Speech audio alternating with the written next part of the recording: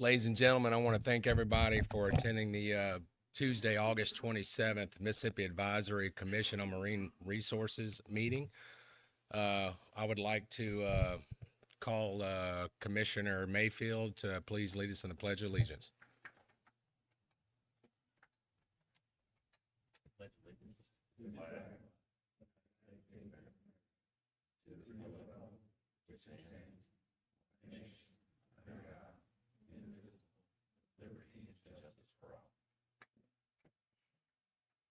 Thank you, Commissioner.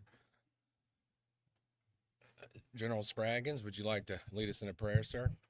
Yeah, and if we could, let's go to the Lord in prayer. Our Heavenly Father, we thank you so much. We thank you for the opportunity to be able to have a commission and we have a Department of Marine Resources. And we thank you that you give us the ability and give us the knowledge and the funds to operate it. And we just hope and pray that we use it your way and not ours. We ask this in Jesus Christ's name. Amen. Amen. Looks next on the agenda, we have a election of officers today. So do we have a nomination for chairman?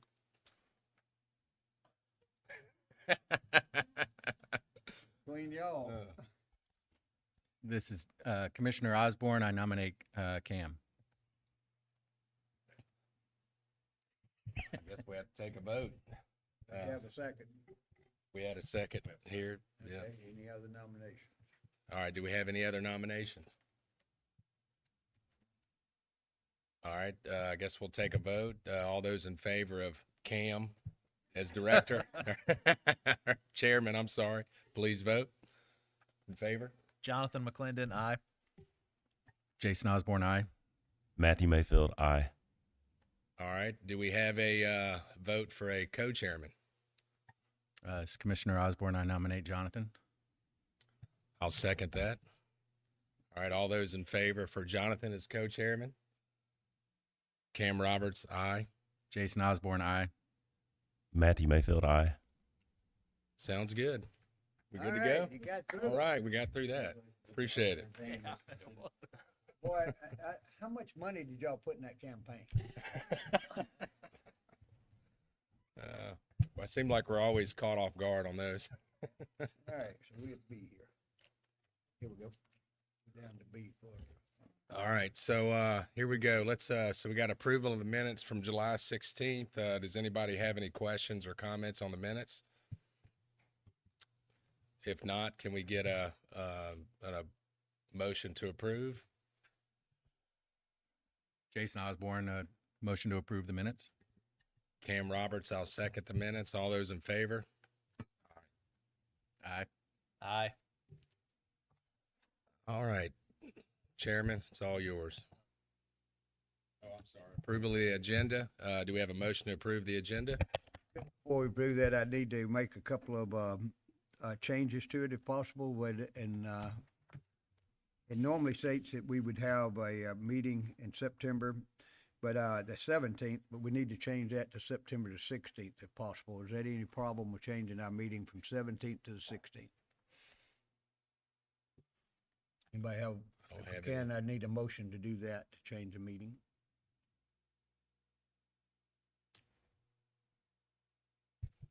Cam Roberts, I'll make a motion to change the September meeting to the 16th. Do we have a second? Matthew Jay. Mayfield, second. All those in favor? Aye. Aye. Aye.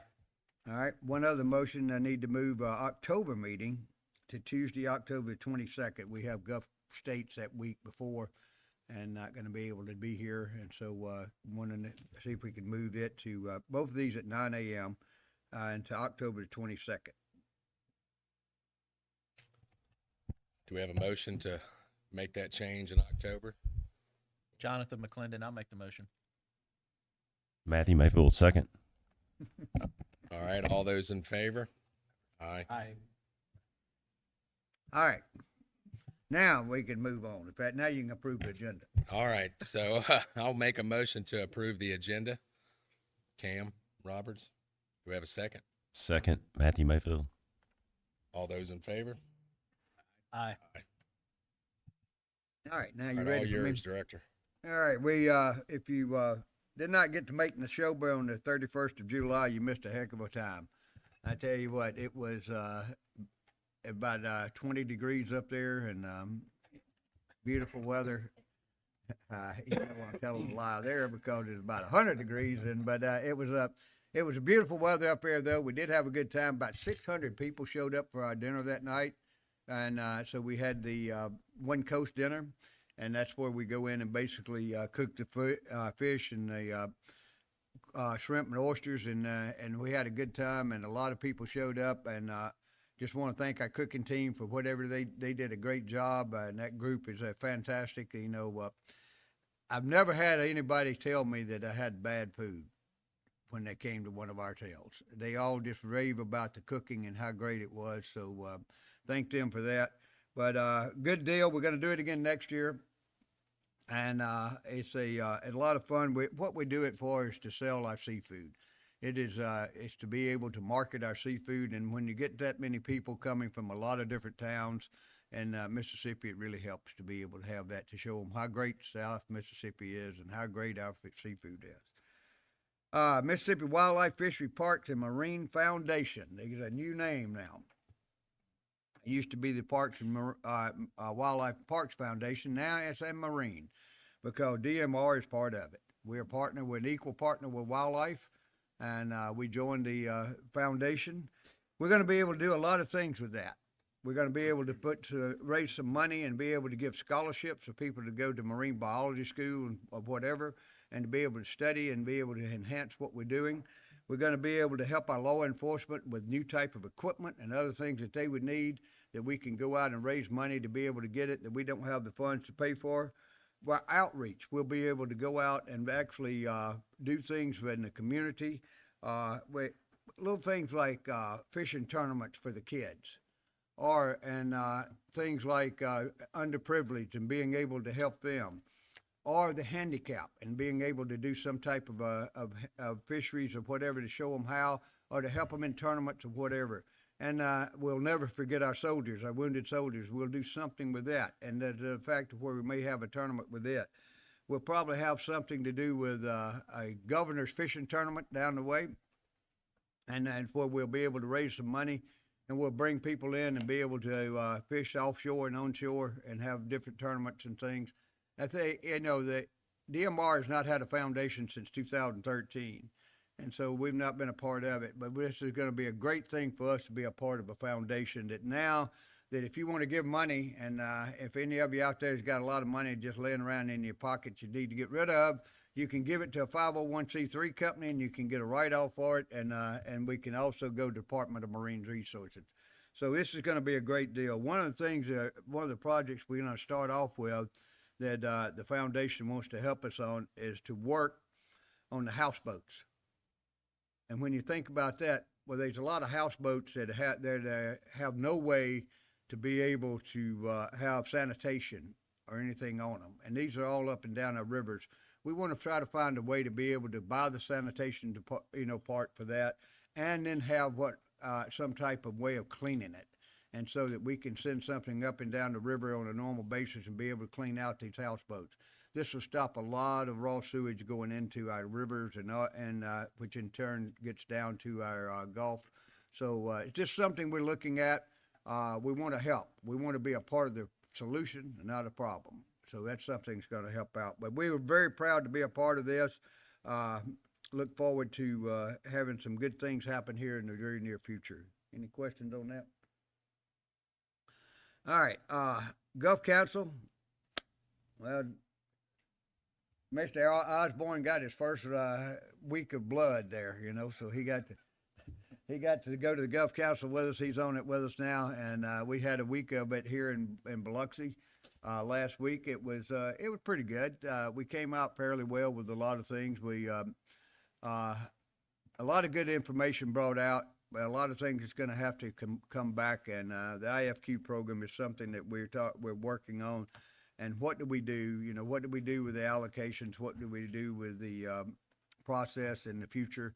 And I tell you what, we had quite a few of our own commercial fishermen show up and talk about that, and they explained to us why we think we need to do it this way and why not.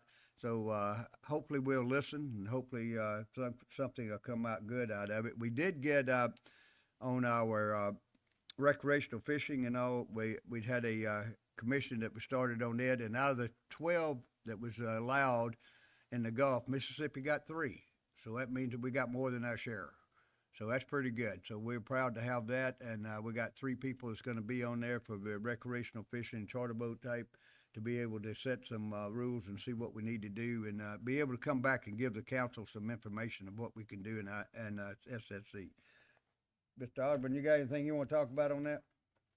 Well, I think one other thing that I guess we're going to vote on at the next meeting is opening up Red Snapper to the Friday before Memorial Day potentially, which I think is be a good one. Yeah, and we're talking the federal for hire part of that. Right. You know, right now the federal for hire has always been 1 June. One of our thoughts is, why don't we make it the same as the Friday before Memorial Day? That way we can bring people in, and a lot of them can be able to get some charters and things that they need to do, and it would help out. The date may change to the 15th of May, because that was another big issue that they were bringing back. We don't know. We're going to have to come back and look at it. But the whole idea is to not take Memorial Day weekend out, and to be able to give them that opportunity for our commercial fishermen that are doing the federal for hire a chance to be able to do the same thing that the other fishermen are doing. And if we do something with the 15th of May, we'll probably open our season the 15th of May. If that's when they say that the commercial's going, federal for hire is going to open, then we'll probably just fall in line, because I'm not going to jeopardize the private wreck or the charter boats without having everybody equal. That's what the whole idea is, to get us all equal on the same line. And so hopefully that'll work. Any questions on that? All right. Crystal says we'll be closed on the September the 2nd because it's Labor Day. So, we'll be closed, but I tell you what, Marine Patrol won't be. They'll be out there in force, and then they'll be out there working hard. So, and a lot of our fisheries will be out there working also. So we appreciate them. We got the next commission meeting is September 7th, the 16th now at 9 a.m. We're the sponsor for Cruising the Coast. We're the title sponsor, DMR is. And it's really not DMR, it's Mississippi Seafood, isn't it? Mississippi Seafood is a title sponsor. And so what we did last year, we did something that we just got to talking to them and Woody Bailey and the group, and we said, what can we do to be a part of this to sell Mississippi Seafood? Well, we were able to put together something that where we went in, and our cooking team and our group of people that worked there very hard, to help us every day. And we set up in Centennial Plaza where they have all the registration and everything. And when they come in to register, and we had our own booth there, the DMR booth. It was Mississippi Seafood, and we had a booth there. And what we did is they boiled these shrimp, and we gave them like 2 or 3 to a cup. And I tell you what, they were standing in line waiting to get that shrimp. It was so good, and it was telling them how great Mississippi Seafood is. Well, what happened with that, everywhere we went, people wanted to know, where do I get it? Where can I get it to take home with me? Well, that was the whole idea. The idea is to get people eating our Mississippi Seafood, and to ask, is it Gulf fresh? That was the thing that we want. Is it Gulf fresh? We don't want imported food. We want Gulf fresh food. So that's what we're after. So we're doing it again. We signed a 3-year contract this time. So we have the next 3 years, we'll be the title sponsor. And we'll also be down at Town Green. I think we'll be working with the Gulf Coast Tourism down there that day. And we'll be in, it's at Ocean Springs, I think, and Pascagoula and Bay St. Louis. So we'll be in the different areas that we'll be set up and having some Mississippi Seafood. We will not be cooking in those places, but we'll be doing, giving out some different things that Charmaine and them have come up with to have as far as our giveaways. But 100,000 people. And I tell you what, that's a big one. And this is, I did not know this, but I found out the other day that Cruising the Coast is the largest as far as that type of event in America. It's larger than anywhere else in America. So it's pretty good size. Woody and them done a great job. Over 10,000 cars will be registered. So come out. You got the whole week of October. I think that's the first week, starts on the 5th and ends on like the 12th. So you have a whole week of enjoying time, and we hope you enjoy it. I will say this, General, too. All the bags for every registered vehicle had Mississippi Seafood. All the marketing was plastered all inside of them, every one of them. So it's good. Well, and we're glad to do that. And I tell you what, it's a way to get it updated. And as the snapper season, it's going to be officially closed right now for this year. You know, we've had around a little over 60,000 pounds that we caught of our 64,000, whatever we had to catch. We can't open up for a day and not go over. And so the best thing to do is just to go ahead and move forward with it. Next year we'll get a larger allocation, and so we'll have a little bit more. And we're still doing the MS Creel, which has started now. And once we get MS Creel going wide open and be able to do side by side with the federal government at MREP, that maybe we'll have our allocation even larger and things will work out, and we'll be able to do that in the short term. But so we talked about opening up one other day, but I think we're just going to leave it as it is right now. A Bonnie Carey update, and Crystal, did you give me that piece of paper for that? Yes, you did. I have to ask her because she's very opinionated about what she lets me have. So. All right. As far as the Bonnie Carey update, we have all 72 charters have been sent final payment, so that's a good thing for that. Our grant for new and emerging seafood processing technology, we have $3,694,000, and we spent so far about $67,000 of that, and that's where the grant application period opened on July the 15th and will close on September the 13th. So we got a lot of our emerging technology and stuff that our processors are doing. So, Jonathan, anything you want to say on that? I will say that the department has been doing an excellent job reaching out to all of the processors involved and assisting them with their application process and trying to get money into the industry. So, and we are way ahead of our neighboring states on all of this. So certainly appreciate the leadership and the effort of all those involved. Good deal. And we have a commercial vessel safety program. We had a 286,000 plus in it, and we spent about 230,000. That's where you can spend up to $2,000 to upgrade your vessel in some way. If you're a commercial fisherman, then you can upgrade your vessel in a way, and it's worked out very well for people. We have restoration of Mississippi oyster reefs. We had a little $5 million to go in it, and we spent a little over $1 million of that, and conducting some putting out SPAC, cost and other things that we're doing, and hopefully we'll get the some other part of that done, and we'll talk about our own bottom here shortly. But we're investigation of. No, I'm sorry. The investigation of point source pollution for shellfish. We've got 315,000. We've spent 56,000 on it, and we're still working to be able to come up with different ways to be able to make sure that we can eliminate as much as possible.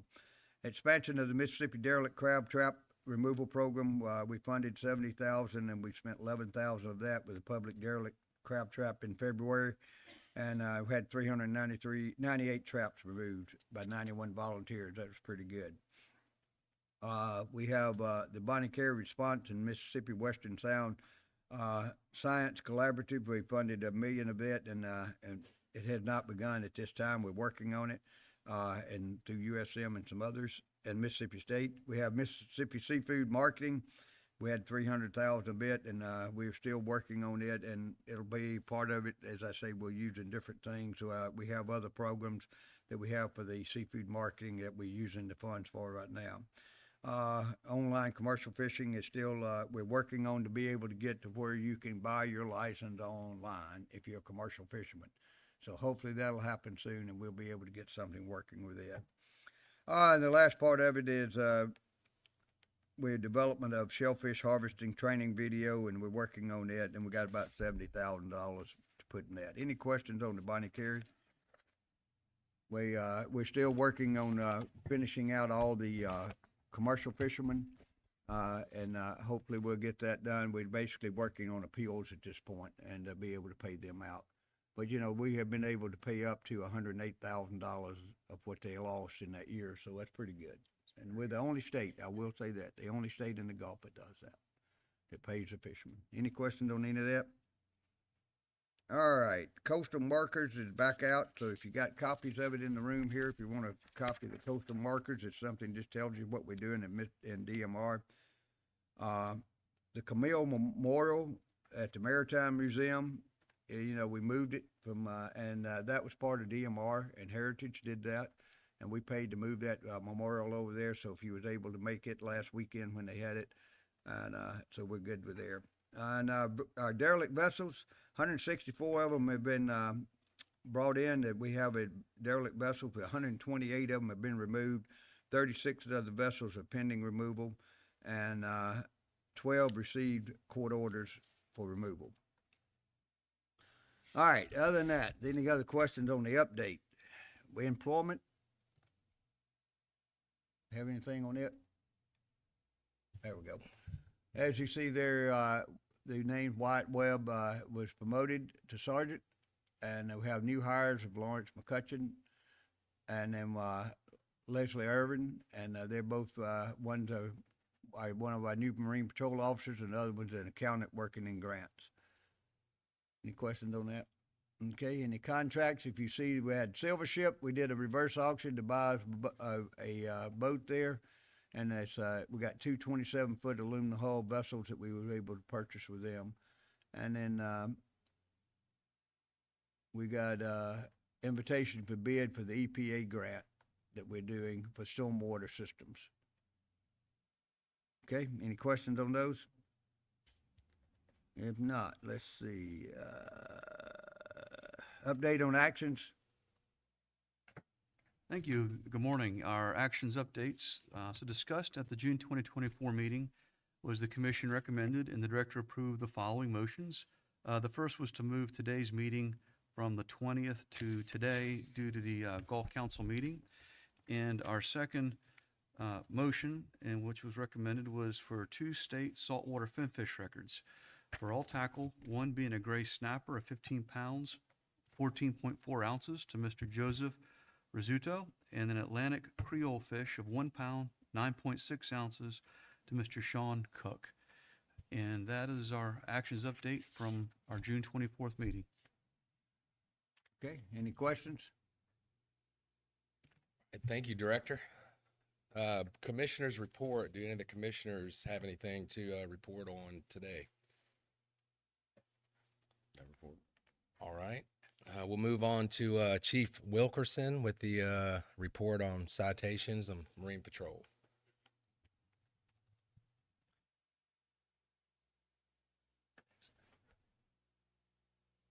Good morning, commissioners, legal, director. Congratulations on the new positions.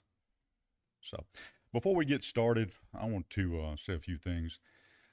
We had our second annual Public Safety Summit in Jackson in May. It's where all the federal and local and the state partners get together and they go over. It's a montage of events, and it is a very thought out and very great. I mean, a great summit. We were honored as an agency and an office to have an officer named Officer of the Year. It's an honor, guys. It is everybody from the state is there. So I'm not gonna go on about it, but I'm gonna have Captain Strickland come up and he's gonna read the letter on what he did to receive this honor. Captain Strickland.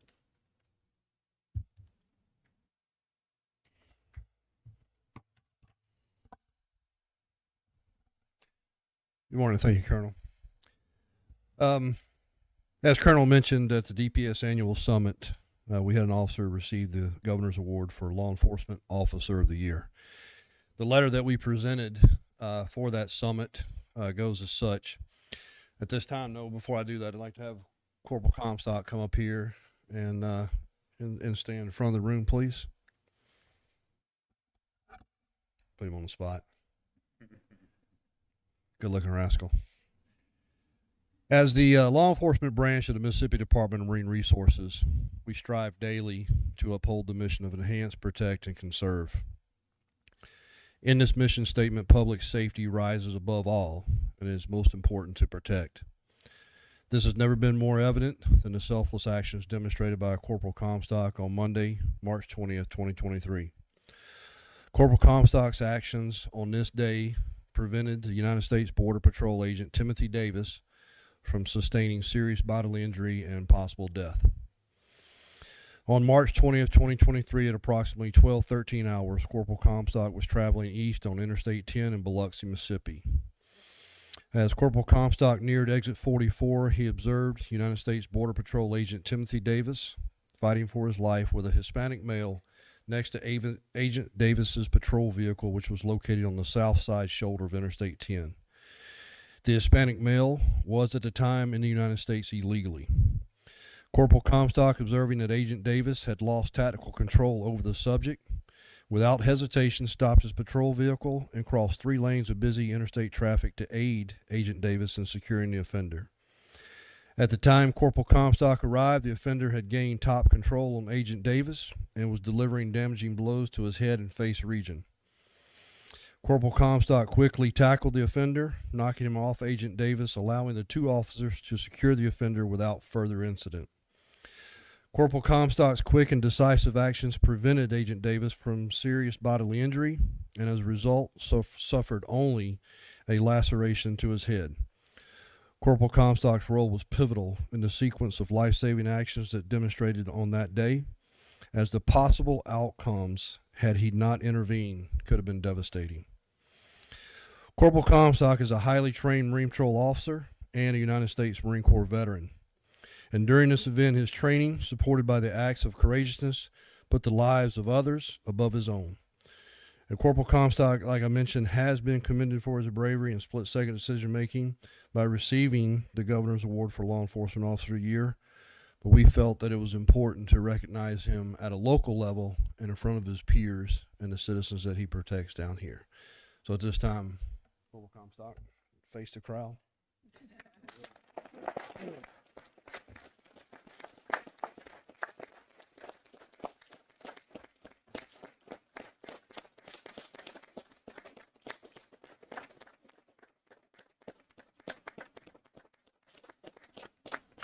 Y'all like to take a picture with the man? Sure. Absolutely. Come on down, Commissioners.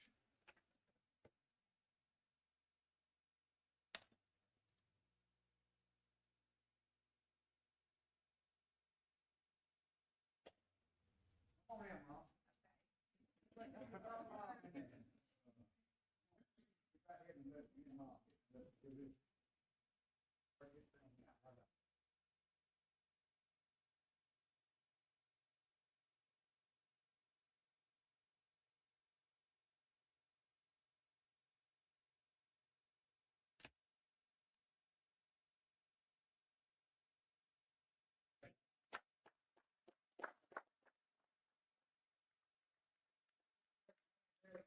Received this, and it was a big honor.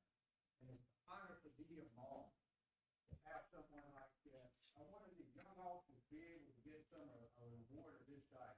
It was just amazing. The Department of Marine Resources brought out that.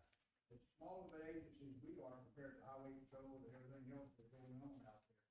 So, it's just amazing to be able to have such great officers. And looking around this room right now, you see a lot of them in here.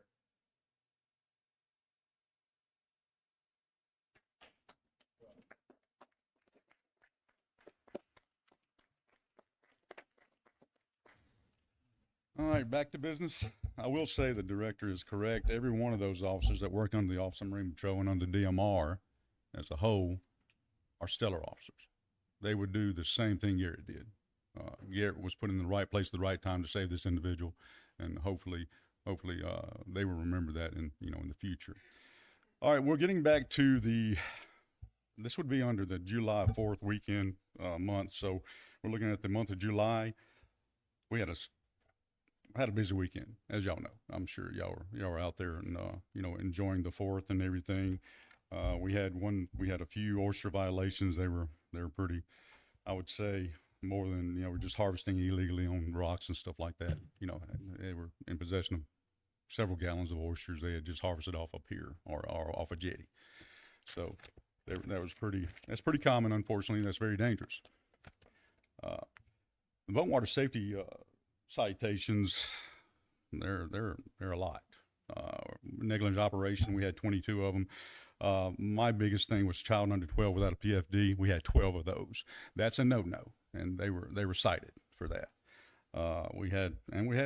And actually the BUIs were actually low, 11. I mean, we have had historically several years we're well into the 20s for that matter. So I think people are complying now. I think we're getting designated drivers, and they're not driving as much under the influence. We had several. I'd say several. We had 7 tails and scales. The fail to register for those, and we had 2,962 stops for that month. And I'm sure most of those were on that weekend. So at the end of the day, I'll field any questions on any of these if y'all need to. Got to do it. Illegal alligator. Tell the story. Well, I didn't want to call him out, but we had one commissioner. He was instrumental in us intercepting a illegal possession of an alligator on Horn Island. And I'm not going to call his name, but he knows who he is. And he coordinated with us, and we were able to locate him, and we were able to actually free that alligator and put it back to the wild. Yeah, he had the alligator in the boat with Yes, him. sir. He wasn't a local, actually. He was out of stater. He wasn't a giant alligator, only about 15 feet.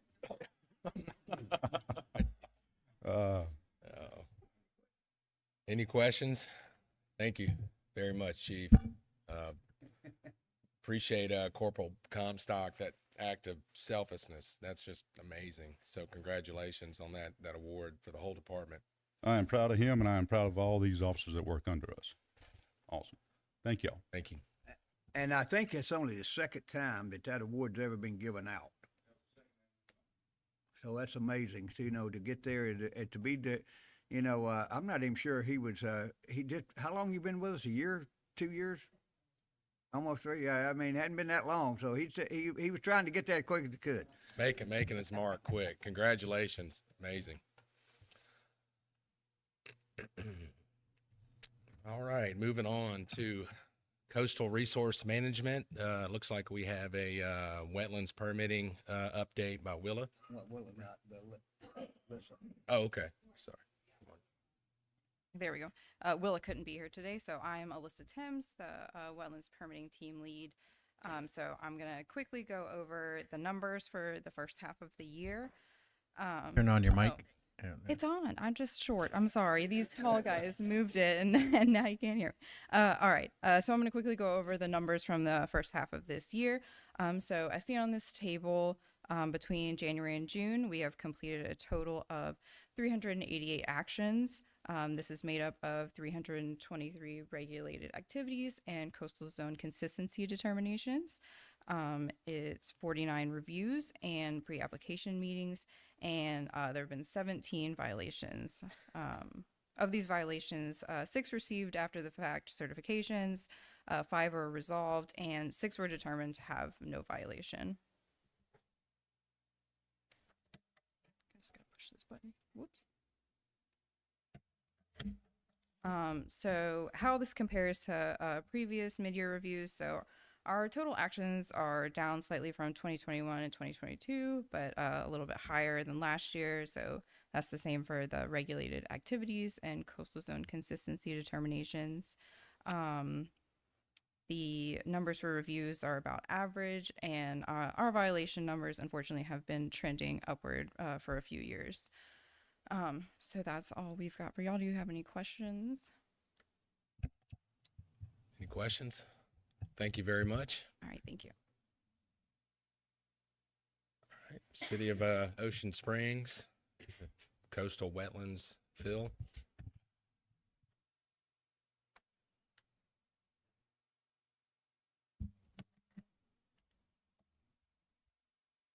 All right. Good morning, everyone. So we have received a permit application from the City of Ocean Springs for a project that is located between, between Washington Avenue, along Washington Avenue between LaFontaine Road and Front Beach Drive in Ocean Springs. The project is allowable within the current general use district. The agent for the project is Neil Schaefer. And the city is requesting to make road improvements by elevating the roadway by 3 feet to prevent flooding during high tide and storm events. And they're intending to install improved storm drains, 3 new stormwater inlets, new piping under the roadway, as well as installing a bulkhead on the west side of Washington Avenue.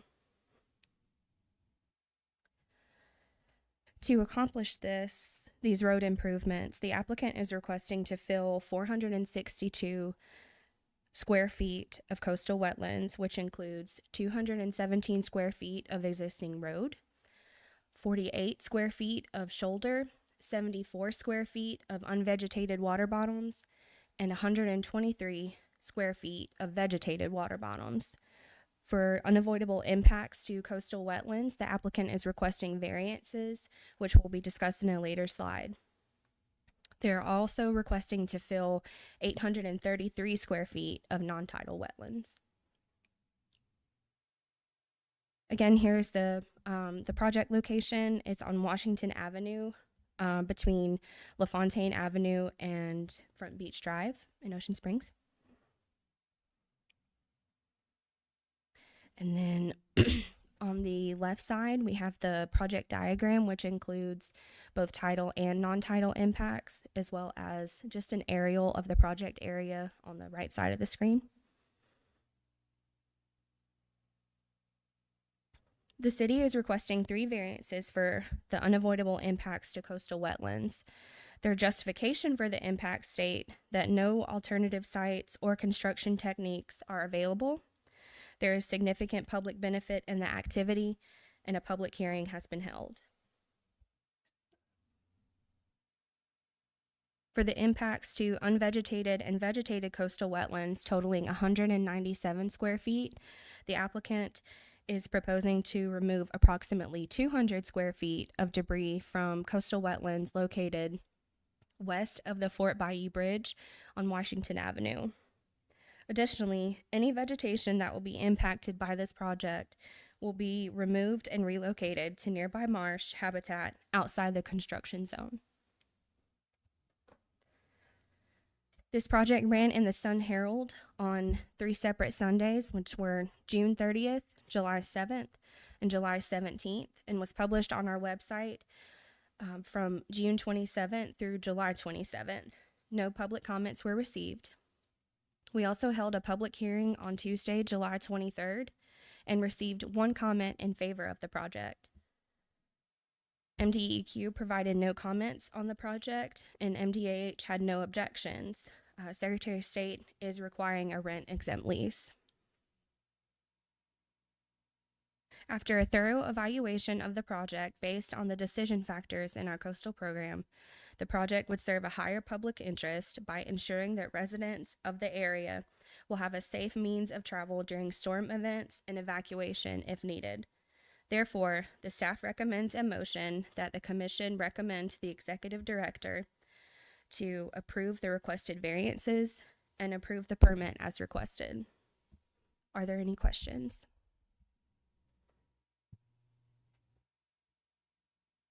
Any questions? I'm familiar with the area, and I will say that it is low, and the amount of impact seems pretty minimal to be able to lift that road up 3 foot. So, and then the trade out for the debris on the west side of Fort Bayou seems very nice because I see that quite often. So, all right. Do we have a motion to approve the requested variances? This is Osborne. I make a motion to approve. I'll second that motion. Cam Roberts. All those in favor? Aye. All right. We need one more. Do we have a motion to approve the permit as requested? It's Osborne. I approve. I make a motion to approve the permit as requested. Second, Matthew Mayfield. All those in favor? Aye. All right. Thank you. Thank you.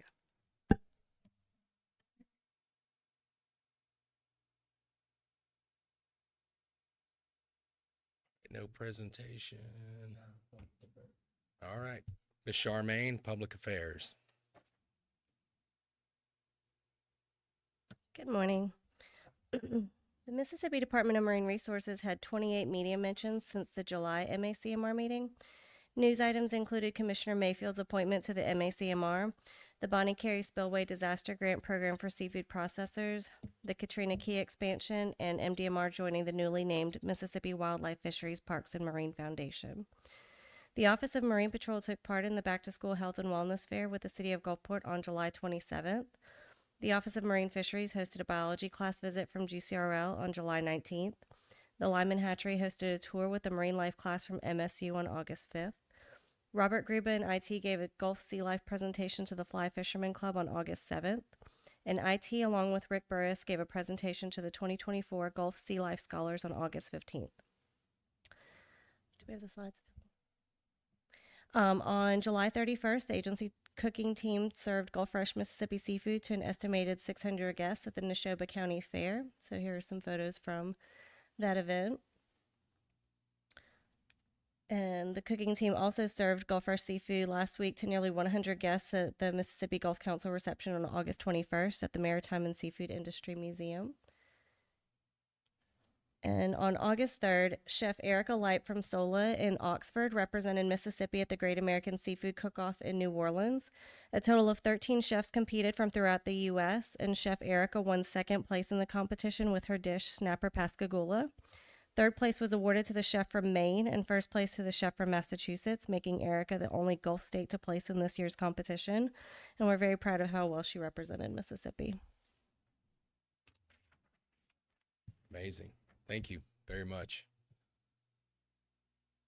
Office of Marine Fisheries. It looks like we have a shrimp season update by Jason.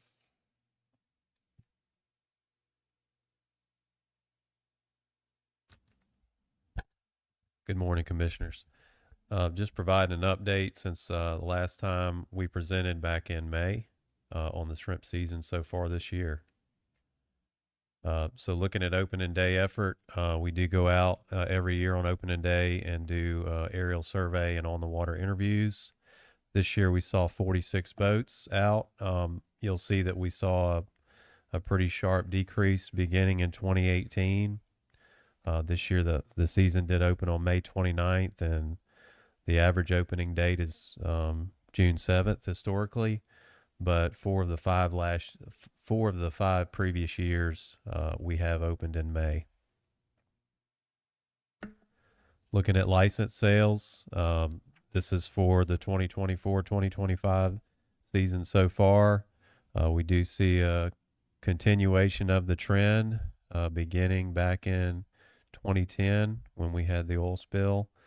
It is important to focus on the commercial licenses. That's where most of our effort, most of our landings comes from in this fishery. And so if you look at the red bars and the green line there, we see a pretty consistent decrease in resident and non-resident license sales.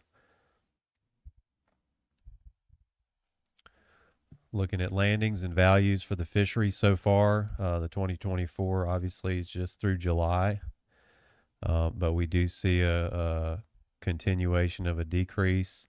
You should note there, we did see an increase in landings in 2023, but we did see sort of a stagnant value from previous years there. And so the value did drop significantly, and that's continuing into 2024, the value being that far below. And so obviously this is just part of the year. Most of our landings and value in this fishery occurs in June, July, and August. Is historically when we see most of the activity. And in 2024, this includes through the end of July, but with the exception of 2010 when we had the oil spill, this is the lowest on record, or at least in the time series to 2008.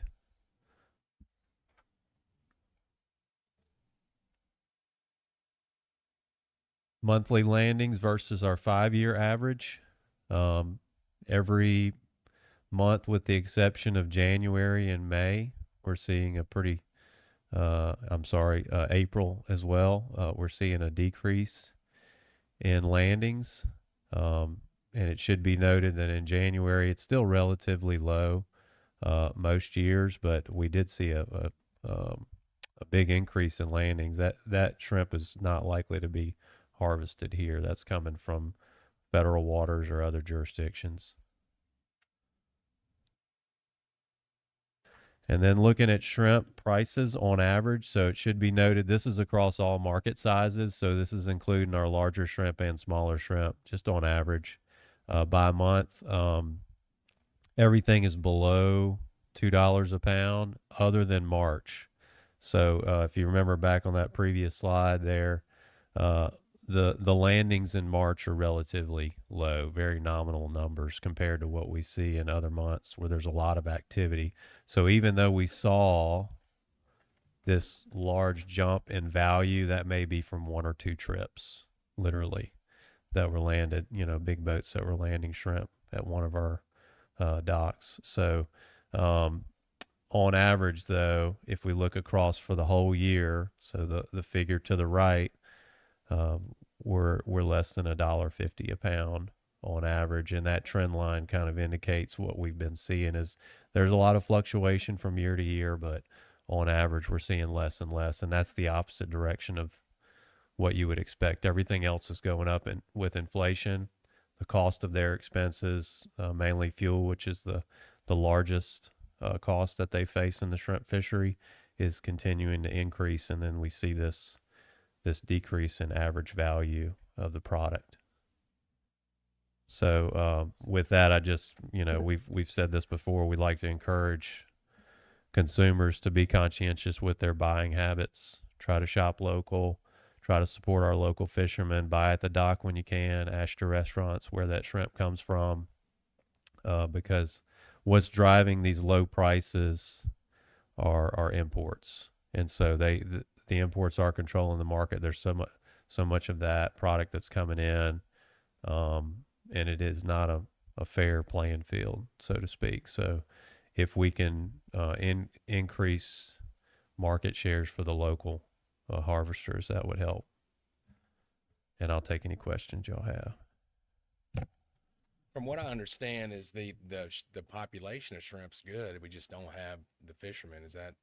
Yeah, that's right. So we do year-round sampling now just to monitor sizes and abundance, and our CPUE is what we would expect it to be. It does drop after the opening, but a lot of that has to do with migration offshore and effort. But the CPUE within the fishery, if we calculate based on trip tickets, it's a rough estimate, but it is. I did present that at the last meeting that I presented, that the CPUE was up. So the catch per unit effort in the fishery is up based on what they're reporting to us. So it's a lot less trips now. They may be changing a little bit of their behavior, going out and getting a small amount, taking shorter trips, just what they can pedal off the boat. But we don't have any reason to believe that the stocks are in any need of change. Jason, I appreciate you mentioning that about buying local, because hey, look, if these guys are getting $1.50 for a pound, certainly go down to the local docks and try hard not to complain about paying the $2.50, $3, whatever it is they're asking these days. One trend that we've seen, and I see it here a lot, is actually like a lot of these fishermen are aging.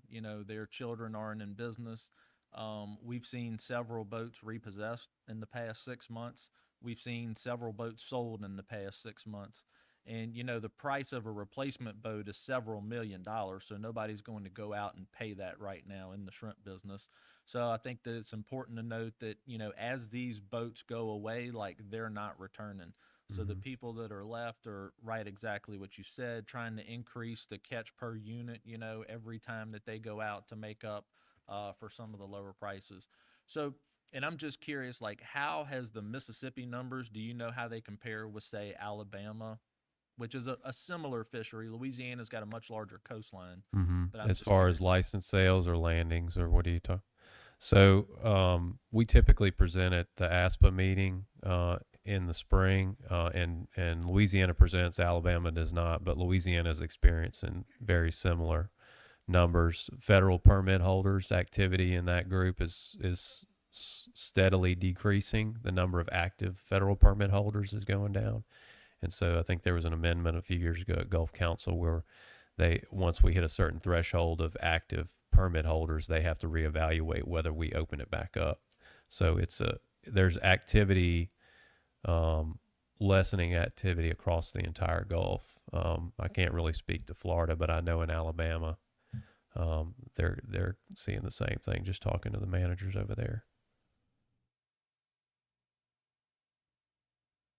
Yeah, I know, looking at, the Gulf Council's talked about this numerous times about what we can do, and Jason's on, our, shrimp, committee. SSC. And that's so, right. we'll be able to, come back and get some more information from it.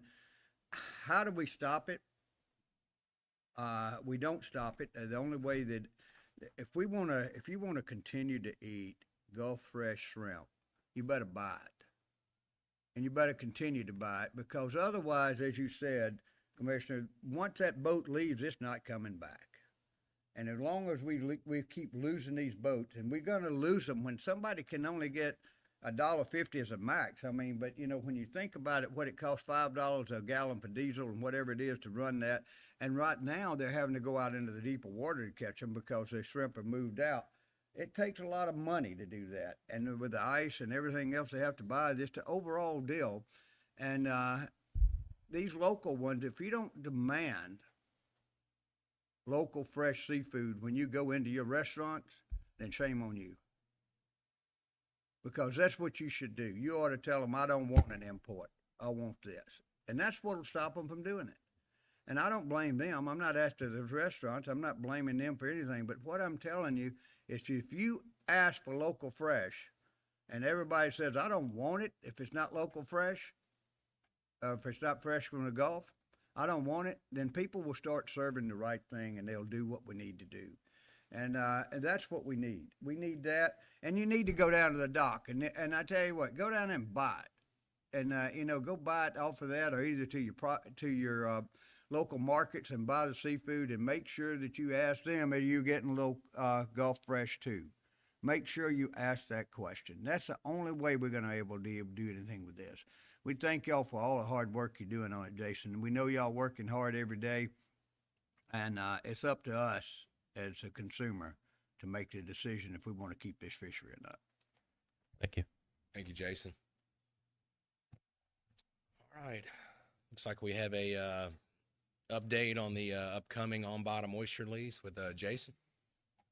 I want to apologize. This is going to be a little while, I think, and but it's worth it. I wanted y'all. We have went in and worked hard. Their team has worked extremely hard, trying to get the right things to do to how to lease these on bottom. And I wanted y'all. We're waiting. This is the last thing. If the commission agrees with this, then we'll go live sometime 1st of September with it.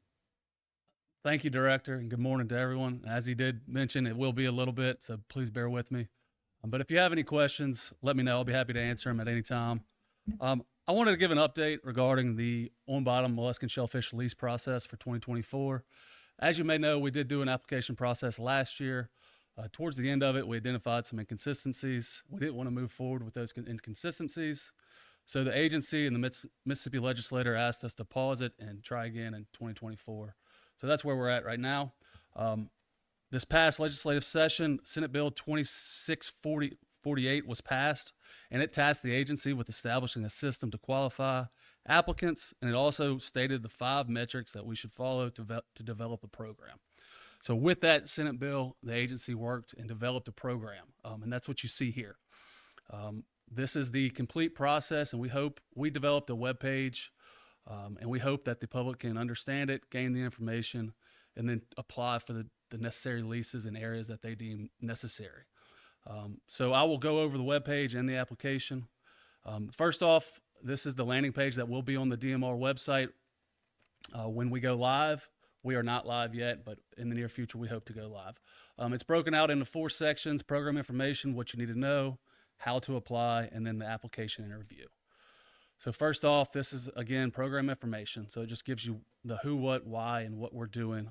Basically, what we're trying to do is take previously inaccessible areas that the agency managed, and we're going to lease it privately to individuals to develop their acres as they see fit, and try to jumpstart the oyster industry to get oysters coming back through Mississippi's docks and get seafood coming back, specifically oysters, to the Mississippi Gulf Coast. And we feel like that is the best way possible through the private process, private development. So that's program information. And then what you need to know, this is just a quick breakdown, and I have it right here. It gives you everything that you need to know about the process. It will tell you the lease conditions. So if you go through the process, you'll sign a lease with the agency. It outlines what you have there, the requirements associated with the lease, reporting, terminations, subleases and transfers, and then the supporting documents for the application process. The main thing that I wanted to mention is this scoring matrix. This is basically everything that you need to know in a nutshell. The Senate Bill 2648 tasked us with, they developed 5 general concepts that we had to work within. Those 5 concepts or 5 items would be experience in reef development, experience in oyster cultivation and harvesting, registration on a interstate shellfish shippers list, the amount of lease acreage, and then the financial stability. The Senate bill said they all had to be weighted equally. So what we did as an agency is we developed questions inside of the general things, the general topics, and we are scoring them appropriately. This matrix shows you how much each question's worth. And then we are requiring supporting documentation this year. So it tells you a list of the type of information that you will be required to submit so that the agency can verify it. And then it gives you the scoring matrix. This is a snapshot of the program. If anyone has any questions, this is the best resource I think that they could use to identify what would work best for them. So at this time, that's what the legislator asked us to develop, and now we went in and we developed a program on how the public would apply for the lease areas. So one thing that we had to do is we developed a video. Our IT department developed a video to explain everything about it, and I think it outlines how they apply, what they can apply for. We highly suggest anyone that's interested watch this video before applying. So with this, I will let everyone watch this. This is a demonstration of the Mississippi Oyster Lease Application Map. You will use this mapping tool to locate and measure your proposed oyster lease area. This video will demonstrate the following steps which are required as part of the lease application process. Step 1. Use the map to locate your proposed lease area. Step 2. Use the drawing tool to outline your proposed lease area. Step 3. Use the point tool to identify each corner coordinate of your proposed lease area. Step 4. Write down the coordinates and the total acreage to include in the online lease application. If you have questions or need additional assistance with the oyster lease application map, please contact the MDMR. Contact information is displayed at the end of this video. Introduction to the lease application map, relevant layers and features. We'll begin this demonstration by explaining the mapping tool and how to use it. Please note that the MDMR recommends you complete this process using a desktop or laptop computer. Once the map is loaded, use your mouse or keyboard to zoom into the location of your choice. Please notice the following map layers. These can be found in the map legend on the right side of the screen. State-owned reefs and existing private leases have a 50-yard buffer zone around the perimeter of the map area. This is displayed on the map as a solid orange border. Additionally, the map has been divided into 9 application zones. The permitted oyster harvest areas in each zone are color-coded on the map. The application zones are labeled and outlined in black. The color-coded permitted oyster harvest area in each application zone is notated in the map legend. The map also displays existing private leases, state-owned reefs, and the coastal riparian zone as color-coded and cross-hatched areas. These areas are considered not available for lease. Existing private leases are displayed as gray crosshatch, and state-owned reefs are displayed as black crosshatch. The coastal riparian zone is displayed as red crosshatch. Please note that the coastal riparian zone does not have a 50-yard buffer zone.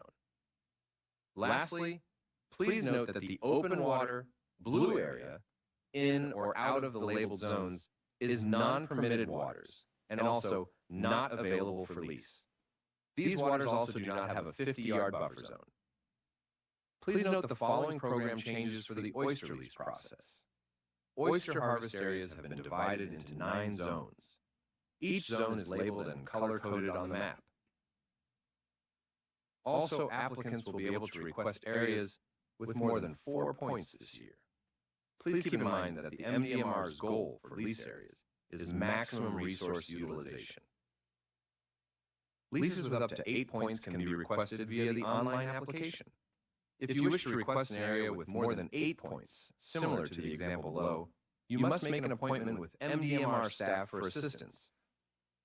Additionally, requested lease areas must stay within the permitted area and may not overlap different zones or crosshatched not available for lease areas such as existing private leases, state-owned reefs, or the coastal riparian zone.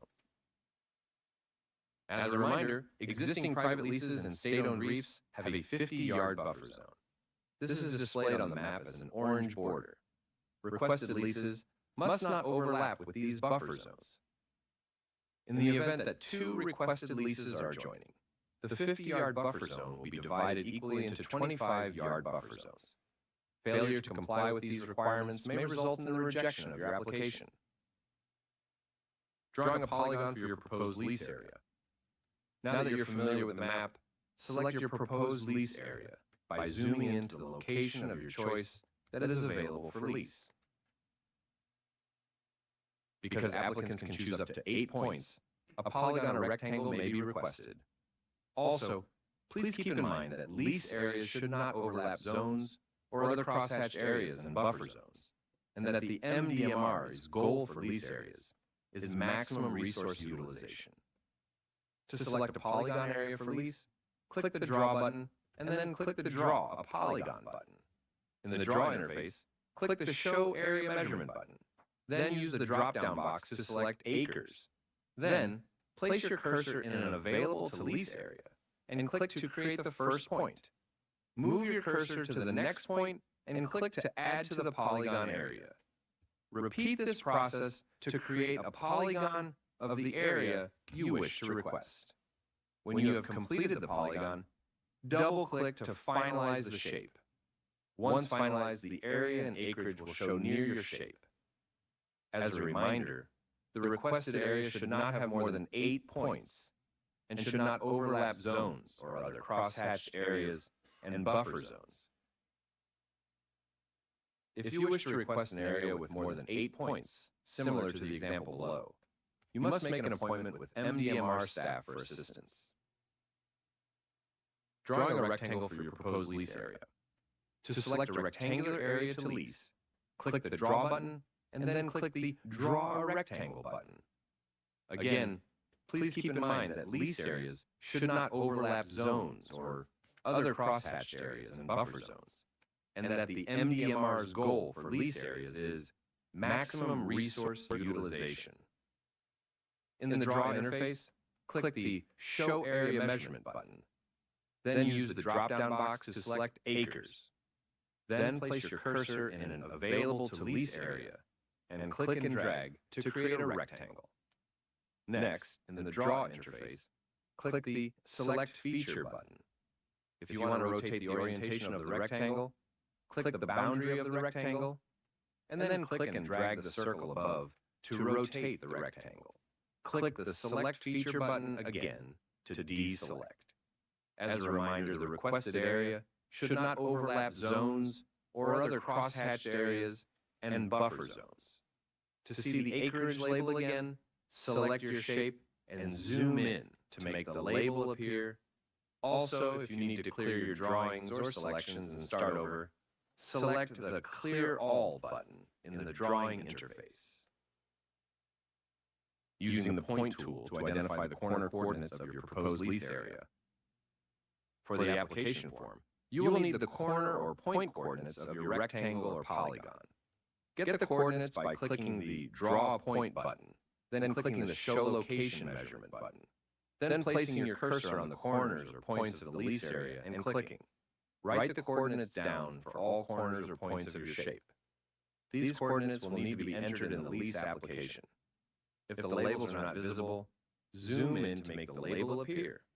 Lastly, record the total acreage to include in your application. As a reminder, the requested area should not have more than 8 points and should not overlap zones or other crosshatched areas and buffer zones. As another reminder, leases with up to 8 points can be requested via the online application. If you wish to request an area with more than 8 points, similar to the example below, you must make an appointment with MDMR staff for assistance. This has been a demonstration of the Mississippi Oyster Lease application app.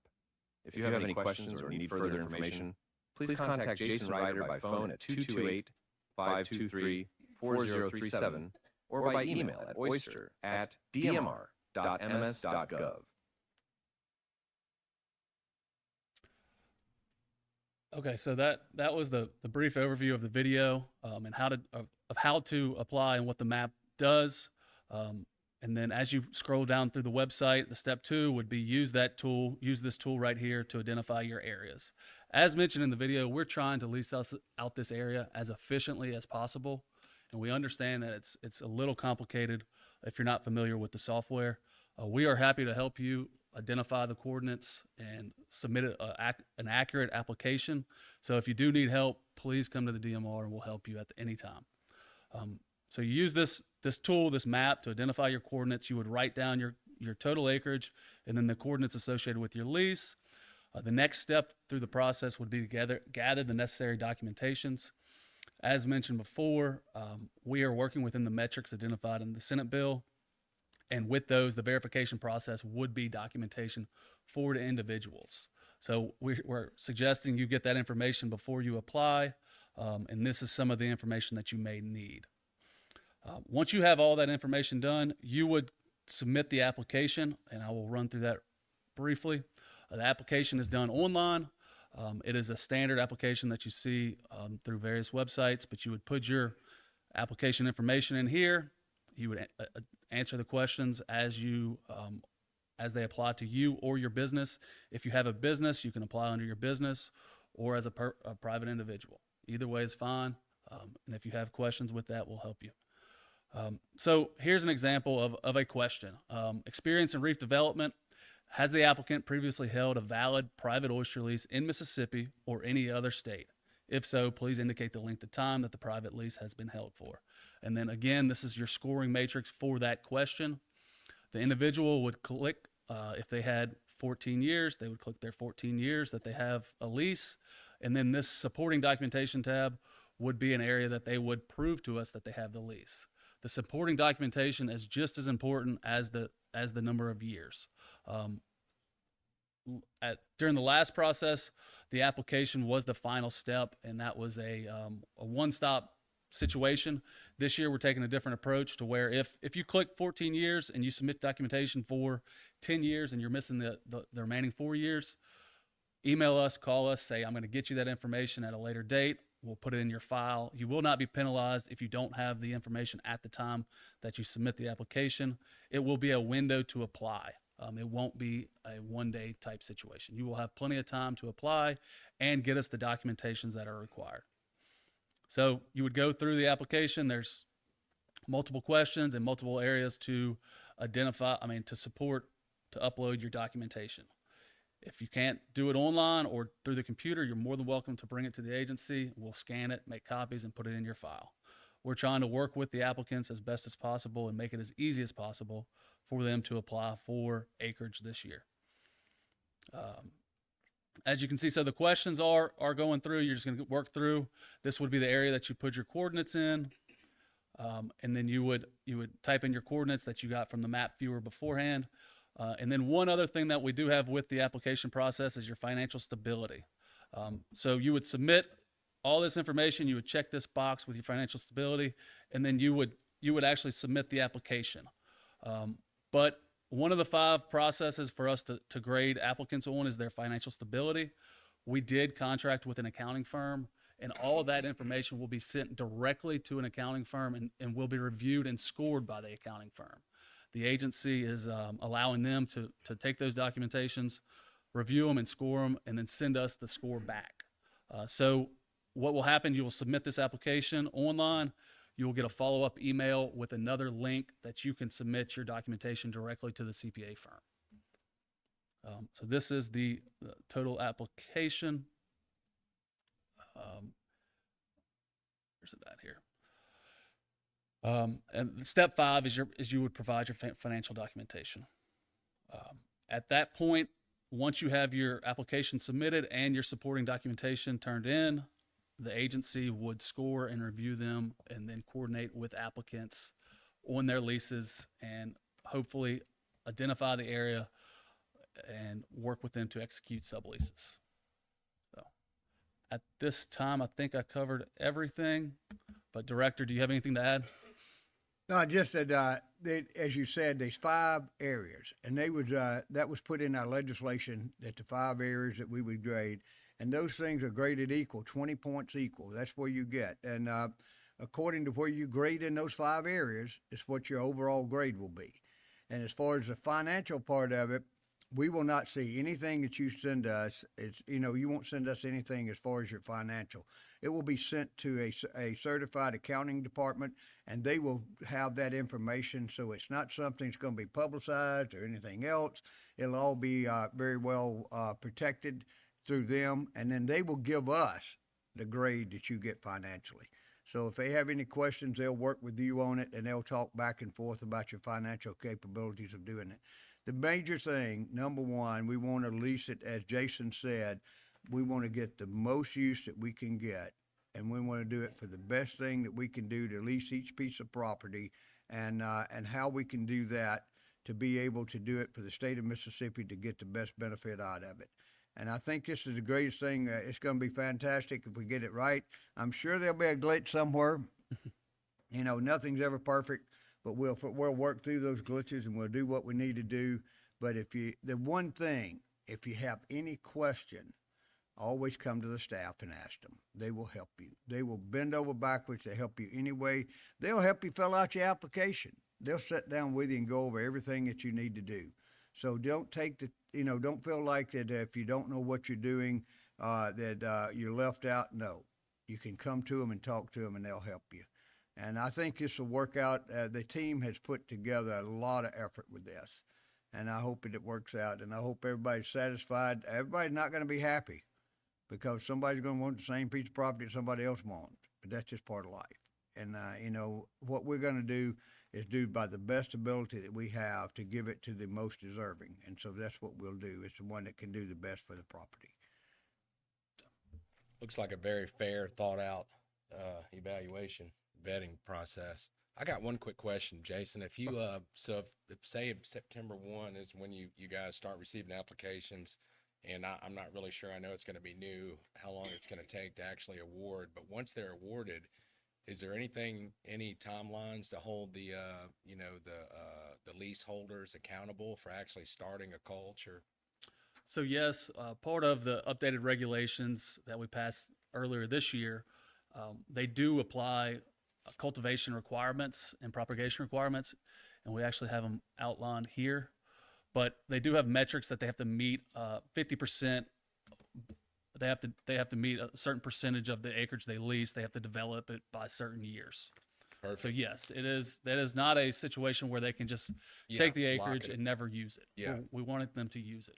Perfect. Yeah, these are 15-year leases. And so the one thing about it is, I think it's 50% in the first 5 years. Is that right? It's 50% in the first 2 years. 2 years? I'm sorry, it's 5 years.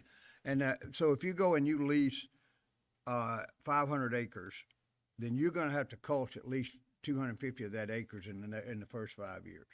And you're going to have to be able to, make sure that it's workable. The idea with that is there is some areas out there, and I'll just be upfront about it. There's some areas that's got oysters on it, and we don't want somebody just to go in there and try to lease it and then go get all the oysters off and not do anything back. Well, we're going to try to keep that from happening, all right? That's one of the things we're going to try to keep from happening. In other words,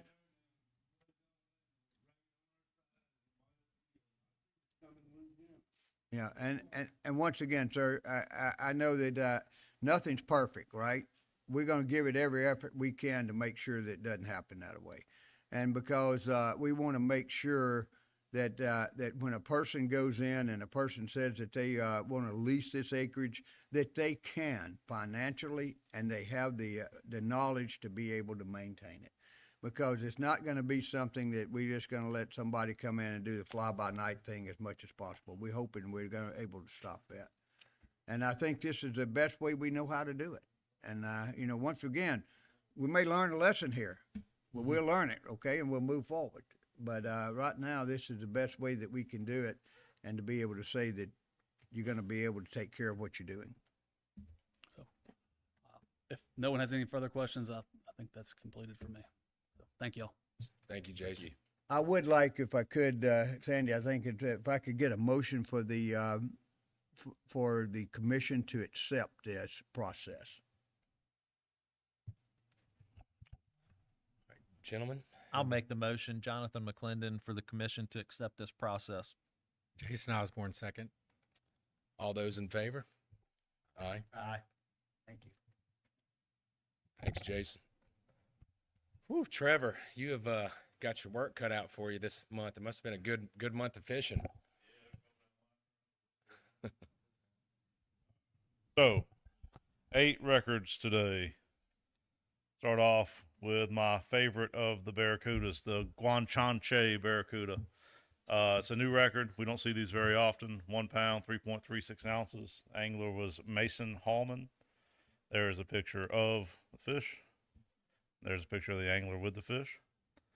Had a golden tilefish record. The old record was 20 pounds. This one knocked it out of the water. It was 28 pounds, 8.96 ounces by Mr. Dustin Conway. There is a picture of the fish, and there is Mr. Conway with that fish.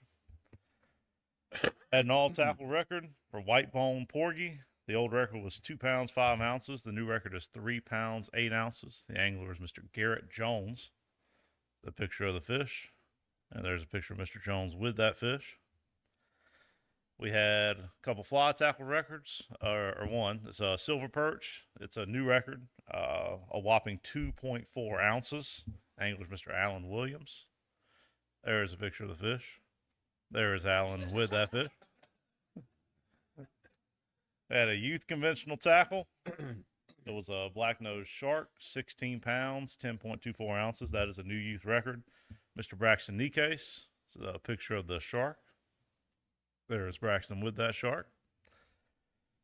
Then we had Rody Arms show back up, and he's got the next 3. We've got an Atlantic silver stripe half beak, a whopping 2.24 ounces. It's Mr. Rody Arms. There is a picture of the fish. There's a picture of Rody with the fish. No idea how it bit the hook, but it happened. We got a youth fly tackle record. He's got 2 of them. First one's a Creval Jack. It's a new record, 25 pounds, 10.24 ounces. There is a picture of the fish. There is Rody with that fish. And then he came back in and wanted to knock out the blue fish one. So it's also a new record, 2 pounds, 4.0 ounces. This was Rody again. Picture of the fish. And there's Rody with the fish. So, we got 8 of them. So we just need a motion to approve all those. Rody's back at it. If we don't have any questions, I'd like to make a motion to approve the adoption of the new state records. Cam Roberts. We have a second. Jason Osborne, second. All those in favor? Aye. Thank you. Hey, Commissioners, I saw something the other day out of West Virginia that they had a state record that was for crappie, and it had been there for years, that this state record had been there at 2.85 pounds or something like that. You know, it was a number, which was a pretty good sized crappie, right? Well, and then all of a sudden, this guy catches one, and he breaks the state record by an ounce or something like that, a half an ounce or whatever it was, an ounce, and he breaks it. And he's just happy in the world because he's done this, and less than 24 hours later, it gets broken again. And I said, so wait, he didn't get to keep it long, but he got it on there one time. Oh, good stuff. All right. Grand Bay National Estuarine Research Reserve, Aisha Gray.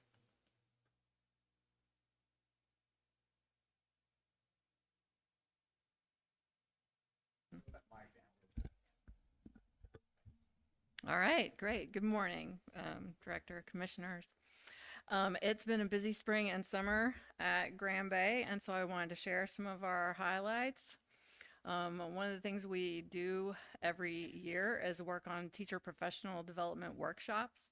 So this is part of the NEARS, the National NEARS program, but we also add our own creativity into this. So the teachers on the estuary, they call the TOTE.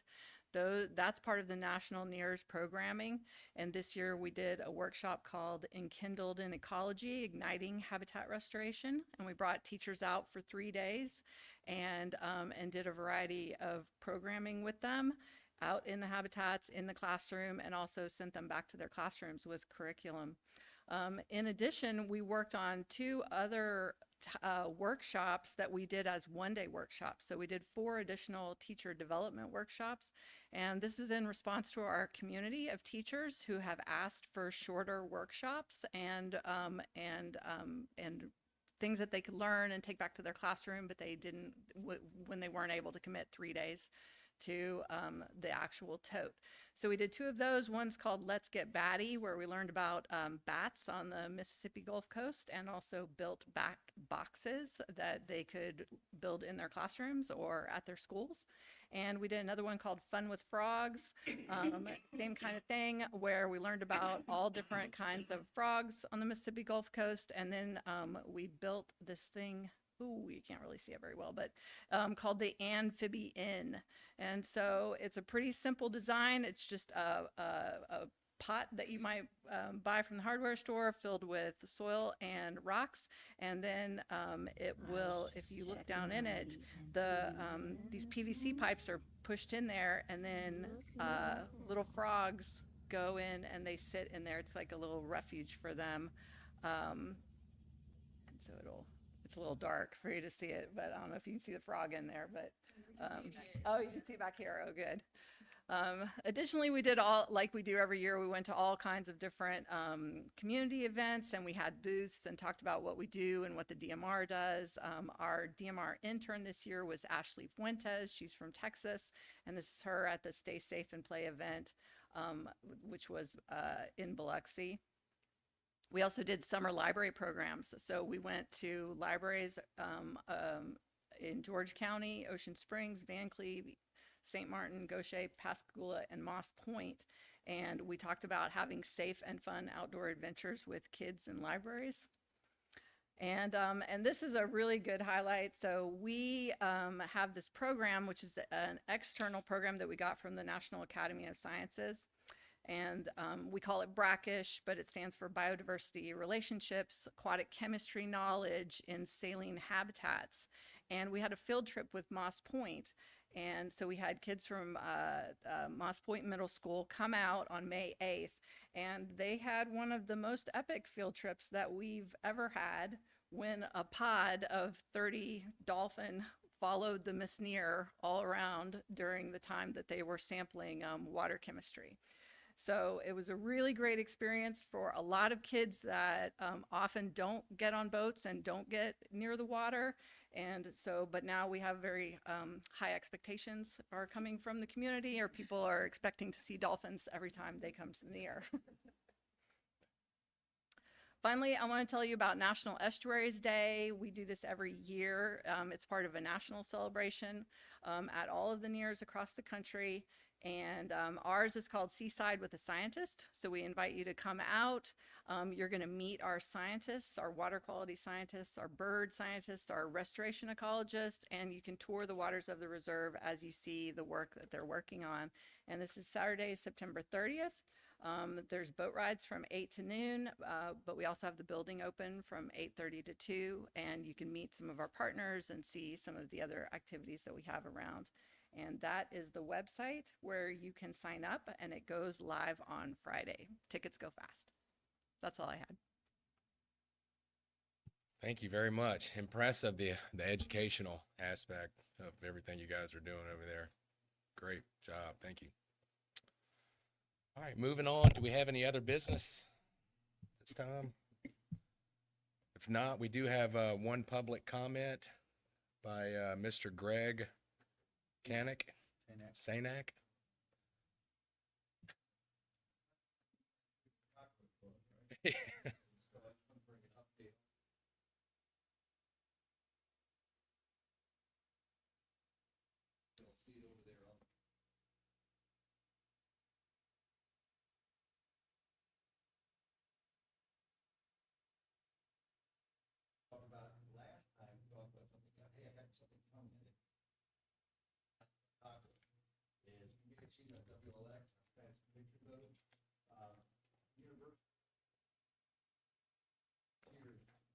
And we built a living shoreline with a lot of cells and biodegradable baskets out there.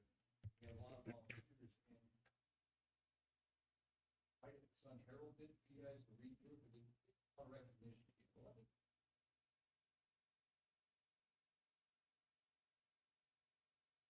Guys did a lot of work in this behind.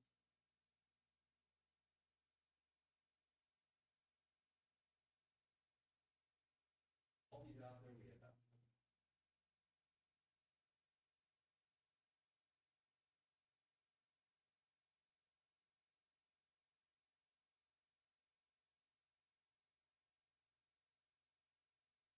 Ag, you see the old look.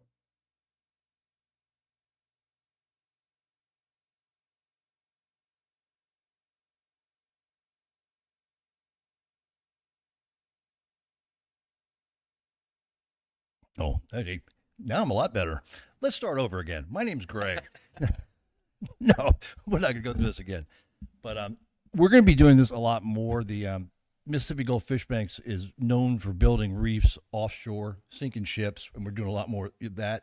But the CCA is working with us, and they want to give us some money to build reefs. So we're going to be doing a lot more of this artificial living shorelines and doing some oyster reefs and possibly taking some of those tier 3s and building some oyster reefs with the money that they have. And these are some of the people that donated. Will Latner's daughter was there. I think Cecilia Snack, and then Jerry's on the board of directors of the fish banks. So they donate a lot of time. But again, going back to the people that were not recognized, it was the permitting and DMR guys. So we want to thank those guys. Thank you. And we want to thank you for, he sponsored, your wife sponsored. I think she owns the company, right? Yes, sir. And yes, sir. I just cleaned the pool. yeah, and sponsored some oysters that were grilled oysters and oysters on the half shell for our event of the night. We thank you very much. Had great reviews of that. Everybody thought they were some of the greatest things in the world. And the off bottom oysters are doing pretty good, and it's looking Absolutely. great. And I know that we have a long process of going with that, and we appreciate it. Greg, came back here from Colorado, a few years ago? Yes, sir. And I think your wife was a long-time resident here years ago, and so they came back to be able to give back to the community. And they're doing a lot. I tell you what, we thank you so much. We appreciate what you're doing for us, and we do notice it, and we see what you're doing, and we thank you, and we appreciate your help out here. Well, thank you. I appreciate it. And then give it to Alec, is actually the oysters you were eating were Eagle Point oysters. So we work with all the farmers, even though we have French Hermit oysters. So Excellent. Thanks, Greg. It's good stuff. All right, great meeting. I guess anybody else has any questions or comments? And Just one thing, congratulations, Officer Comstock. We thank you so much for what you did for us. And to all the other officers and everyone in the department, we thank you for everything you do. all right, do we have a motion to adjourn? Jonathan McClendon, I'll make the motion. I second. Osborne. All those in favor? Aye. Thank you.